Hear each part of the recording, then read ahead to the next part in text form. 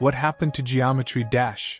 I mean, it's been doing better than it ever has with 2.2 on the rise, and the game just keeps improving with every new update.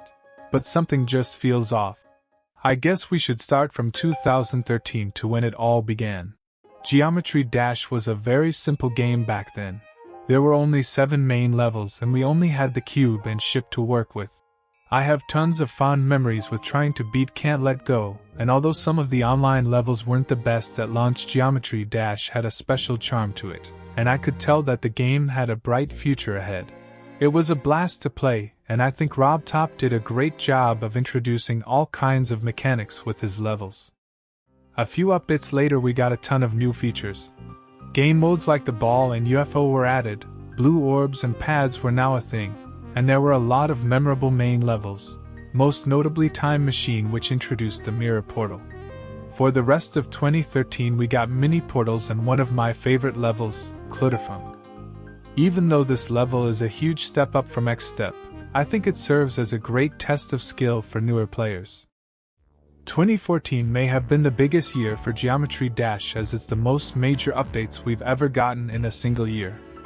During this year many new blocks were added along with stars and the demon system, so you could show how much of a pro you are. Moreover, we got the addition of secret coins and some editor improvements like the copy and paste button. Following the addition of demons, we got one of Rob Top's most influential levels, Club Step. This level truly tests your skill of the ship, and more importantly it's the level which created the iconic Club Step monster. Truly one of the things that changed Geometry Dash. Soon after we got speed changes and the dual game mode, which gave us tons of new ways to play Geometry Dash. We also got 2 new main levels from Rob Top, Electrodynamics, which is known for its fast but difficult ship parts, and Hexagon Force, a fun yet challenging level. Nearing the end of 2014 something huge would happen to Geometry Dash. Update 1.9 would release. This update added the Wave, a fan-favorite game mode that would become a staple in nearly every difficult level. It also introduced the revolutionary feature of custom songs. Levels were no longer limited to only using the 20 or so main level songs, and that was amazing. Some of the community's favorite levels like Bloodbath and 9 Circles were also created in this update. And what makes these levels that much more impressive is how they could only work with 4 color channels as opposed to the unlimited color channels we have now. Geometry Dash was overall in a great spot. 2.0, to describe it in words, was interesting.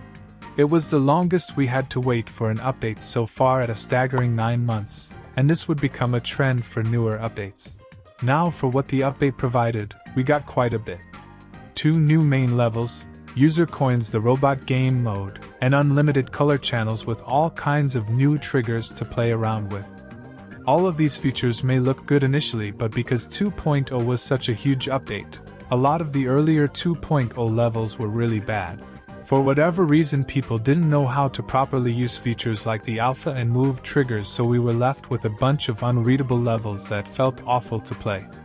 Thankfully this wouldn't last for long, as people would eventually get used to the new update and we would continue to get revolutionary levels. Some of my favorites have to be Lonely Travel by Funny Game and Vipe Rin's Mega Collab, Artificial Ascent. Starting 2017, the biggest and most revolutionary Geometry Dash update would come out. With 2.1, Geometry Dash felt like a completely new game. A spider game mode, gauntlets, new mechanics and demons subcategories. There were just so many new ways to play Geometry Dash. From creating mini-games in the editors to beating extreme demons, Geometry Dash at this point peaked in popularity and went from initially being an impossible game knockoff to one of the greatest rhythm platformers. We did occasionally have levels that poorly used 2.1 features, but it wasn't nearly as bad as early 2.0 levels. And that brings us to now in 2023, when 2.2 after 6 years is going to finally release this October. While the wait for a new update was ridiculously long, I think our community continuing to push the limits of the level editor and difficulty of Geometry Dash is what caused it to never die. Geometry Dash gains new players every day, and I think this game has a bright future ahead. But that still doesn't answer the question as to why it feels so different, because the thing is, How a game feels is up to your perception and how you personally experience it.